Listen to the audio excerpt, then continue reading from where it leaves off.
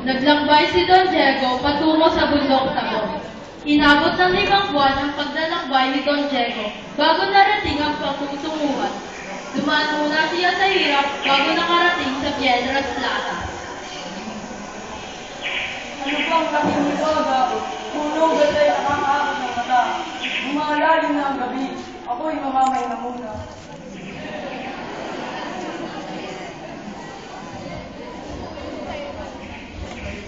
Uy, Pipi, dapat yung bato nilagay sa unahan. Para mas kita.